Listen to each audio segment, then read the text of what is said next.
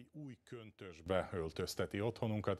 Köszöntöm nálunk Gyulai Özvegy Andrea lakberendezőt, akit a szakma részleteiről faggatom. Jó estét kívánok! Jó estét kívánok, és én is üdvözlöm a nézőket. Mielőtt ezeknek a részletekben mennénk, hát tulajdonképpen mit is csinál egy lakberendező? Mi a feladata? Ez egy nagyon komplett feladat, ugyanis kicsit pszichológia szinten is közelítem meg a megbízóimat, hiszen legtöbbször nem is nagyon tudják, hogy mit szeretnének, csak valami újat, és minden új legyen, és minden szép, de nem tudják, ők maguknak sem tudják összerendezni, hogy milyen stílust, milyen színt, nem is ismerik a stílusokat, színeket, mivel passzol. Tehát ez egy egészen... Ez csak a bútorokra fókuszál, vagy tulajdonképpen egy ház, vagy egy szoba egész milliójét ön megtervezi? Természetesen megtervezem, ezt egy hosszú beszélgetés előzi meg a tervezési folyamatot, tehát a családdal vagy a megbízóval leülünk, átnézzük azt az ő otthonukat, és ezáltal bennem kialakul az, amit ők szeretnének tulajdonképpen látni végül. Szoktam kérni képeket is esetleg internetről, valami tetszik, hogy merre induljunk el, az úgy nyilvánvalóbb az ő számukra is, meg az én számomra is. És aztán alaprajzot szoktam kérni, hogyha van nekik. Ha régebbi típusú épületről van szó, akkor nem biztos, hogy már találunk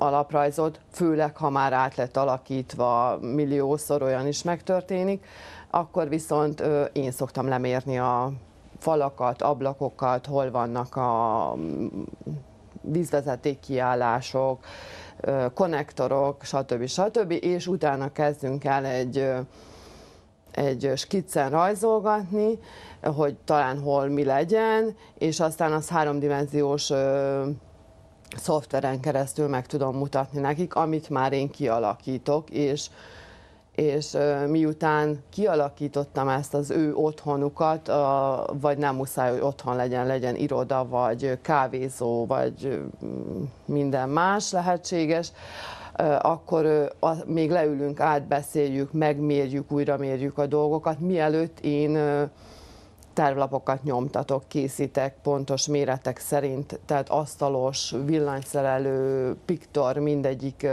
szakmunkás el tud menni, de természetesen én ezt végig szoktam vezetni valamennyire. Egyébként így hát hamarosan költözésre kell, hogy adjam a fejem, és mivel nagyobb házba költözünk, sok új bútor kellene. Az a probléma, hogy azok a bútorok, amelyek látszik, hogy minőségi, amelyek nagyon szépek, nagyon drágák is. Mit gondol ön, hogy megéri ezeket a drága bútorokat megvenni? Mennyire érdemes nagy összegeket fektetni bútorokba? Hát itt a műsor előtt beszéltünk ugye konyha, egyéb dolgokról, tehát fürdőszobába, konyhába megéri drágább dolgokba, hiszen azok ott maradnak. Nem lehet egy mosdót arrébb csúsztatni, vagy egy WC csészése. Tehát ezekbe azért jó, ha fektetünk egy kicsit többet, ha tudunk. Viszont a bútorokat azt én is láttam már ugye, hogy a Csillagos Égig is mennek, és nem biztos, hogy annyira jó egy üzletben meglátott 200 000 dináros kanapé, teszem azt, akkor dolgozok különböző asztalosokkal, akik kárpitoznak, és gyönyörűen kárpitoznak, külföldi minőségűek ezek a termékek, és az asztalos munkát is bútorlapból is elkészítik, tehát nem fával dolgoznak olyanok is, akik azzal természetesen, de mai modern világban inkább a különböző famintájú, színes bútorlapok mennek, és amit a nagykereskedésben ezek az asztalosok meg tudnak vásárolni, anyagot, azok sokkal jobb minőségűek, mint az üzletben, amit meg tudunk vásárolni, kész bútorokat. Egyébként, amikor egy stílusosan, ízlésesen felszerelt házat vagy lakást próbál valaki eladni, ez növeli az értékét? Tehát a vásárlók azt érzik, látják, hogy ebbe többet fektettek? Magyarán el lehet adni a jól felszerelt otthon? Attól függ, hogy ugye mennyi pénzünk van egy eladásra kínált ház, lakás felújítására, de mindenképpen megéri. Ezt én 3 kategóriába szoktam szedni. Az egyik az, hogy legalább mielőtt lefotózzuk és kirakjuk egy internetes portálra azokat a képeket, legalább takarítsunk fel, vagy rakjunk rendet, és ne a személyes holmiaink. Ez is van. Rengeteg, igen. Bent laknak a lakásban vagy házban, és akkor ők lefotózzák ott a pohárot, a könyv, a blues ledobva, vagy nem tudom, tehát így szanaszét minden. Tehát legalább takarítsunk fel, és rakjunk rendet, ami nagyon túl személyes dolgok, azt meg tegyük addig ki, még a fotó elkészül, és utána. Mert mondjuk konkrétan nekem nem lenne kedvem megvásárolni egy házat, holott tudom, hogy én aztán csinálok vele, amit szeretnék, de sokan így vannak, nem látják a saját életüket bele, hanem az ő életét látják benne, aki eladja. A második felvonás lenne a kicsit komolyabb, amikor már esetleg falat is messzelünk, vagy veszünk egy-két új bútort, vagy újabb bútort bele, akkor ezzel már értéket tudunk növelni. A harmadik, amikor már teljes felújítást végzünk, tehát a konnektoroktól kezdve a vízvezetéket is, esetleg falakat bontunk, áthelyezünk.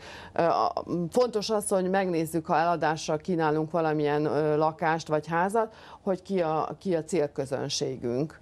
Kinek szeretnénk eladni, milyen környéken lakunk, idősebbek laknak, családosok laknak, és mindenhez természetesen kérhetünk szakmai segítséget, mint például egy lakberendezőt, mert az is nagyon-nagyon sokat tud abban segíteni, hogy hogyan újítsunk fel egy eladásra kínált lakást vagy házat, és 20-30%-os növelést is el lehet érni vele. Ez igazán. Attól függ, hogy mekkora van belefektetve. Hát nyilvánvaló, hogy mennyi pénzt az ember. Igen. Nézzünk meg egy-két munkáját. Kérném a kollégáim segítségét most, hogy az önkeze munkáját dicséri a Magyar Kanizsai Birkózó Akadémia beltere, ezt meg tudjuk most mutatni. Mi volt az elsődleges szempont, amikor ön kialakította ezt? A Magyar Kanizsai Birkózó Akadémia, tehát igen, itt most látjuk a fotón a társalgót, ez a központi tér. Mindenféleképp az volt ez elindítója a dolognak, hogy fiatalos, lendületes, vidám és modern tereket hozzunk létre, és ezáltal ugye a sárga, a kék és a zöld színeket használtuk, hiszen ugye van ennek a háznak külseje is. Az építészmérnök kívülről ezeket a színeket használta, Valkai Zoltán, ő is egy magyar kanizsai építész, és én az ő külsejét, ami már előtte meg volt tervezve, azt húztam be a belső terekbe, és fontos volt számomra is, hogy ezek fiatalos és lendületes terek legyenek. Sport jegyében. Igen. Nézzünk még akkor néhány munkáját. Most egy kis térben kialakított nappalit láthatunk. Azonnal, ami engem így megüt, ugyebár én is nappalit fogok nem sokára, ezek a merész színek, a zöldek, ez az arany vagy bronz, hát ugyebár én nem... Ennek mi a lényege, mi volt az elgondolás?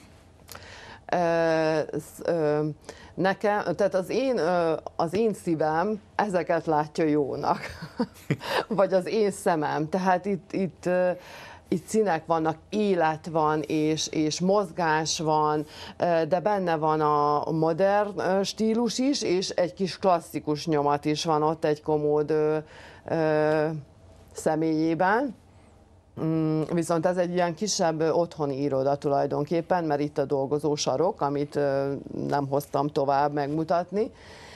Viszont, hogyha esetleg tovább kattintanak a kollégák, ott van ugyanez a nappali más színekben. Hát azt nem készítettük el. Úgy nem készítettük. Egy képpel készültünk. Tehát azt is meg lehet, de igen, itt van. Meg is találták. Nagyon jó. Tehát ez ugyanaz a nappali, és más színekben, és ez egy finom, letisztult női vonal. Igen, ezek a pasztel színek igen, sokkal... Igen. És hogy mennyi, tehát tök egyforma minden bútor, amit az előző képhez viszonyítva látunk ugyanitt, csak a színek és a tapéta mintája változott tulajdonképpen. És az egész szoba karaktere azonnal más. És azonnal más, és ez hivatott mondjuk egy lakberendezőnek is, hogy eltalálja, hogy ki miben érzi jól magát. Megyünk tovább. Most egy nagyobb tér következik, egy konyha és ebédlő, ami egyben divatos is, és egyben funkcionális is. Hogyan lehet a kettőt kombinálni? Látjuk a háttérben az ebédlőt, vagyis a nappalit, középen az ebédlő, majd itt a konyha. Ez most nagyon divatos, ugyebár ez az amerikai konyha. Igen, meg jó érzése is tölti el szerintem, hogyha háziasszony vagy a férfi is ugye főzhet itt, és a gyerekek ott nézik a tévét, vagy kávézik valakit, tehát ez itt most konkrétan itt egy sziget a közepén, ahol bálszékek vannak a túloldalán, ami ebből a szögből nem látszik, és hátul van a konyha többi része. És ezt is úgy ez 2 szoba volt tulajdonképpen, ez egy ilyen nagypolgári lakás, magas mennyezettel, egyébben, és ott kivettük azt a közfalnak egy részét, és így alakult ki ez az egybeni tér tulajdonképpen, ami nagyon közkedvelt mostanában. Nézőink fejében is valószínűleg megfogalmazódik az, ami most bennem, hogy hát mindez mennyibe kerül egy ilyen konzultáció egy lakberendezővel? Hát konzultáció, hát az most összegekről nem tudom, hogy mennyire illik beszélni, de mondjuk egy teljes lakáson átvonuló konzultáció, ami tényleg minden egyes apró részletre kitér, hogy mit hol változtassanak, vagy mit, és jegyzetelhetünk, és skiccelhetünk. Az egy jó pár óra hossza, az euróban tudom megfogalmazni, ez 200 euró egy ilyen értéke. Tehát most lehet, hogy így soknak tűnik, de ha arra gondol az ember, hogy itt most egy egész életet tulajdonképpen végig zongorázunk, pár óra hossza alatt, összesűrítve. Volt olyan, aki vette fel a telefonján, amit mondtam nekik, és azt mondta, hogy úristen, új lakás született ez a pár óra hossza alatt. Viszont a tervezés az egy más folyamat, az nyilvánvaló már azok nagyobb költségekkel járnak, igen. A kivitelezés még nagyobb. Hát gondolom, hogy el tudnánk még sokáig beszélgetni, de vége a műsoridőnek. A műsoridőnk véges, úgyhogy köszönöm szépen, hogy befáradt hozzánk. Én is köszönöm a megtiszteltetést.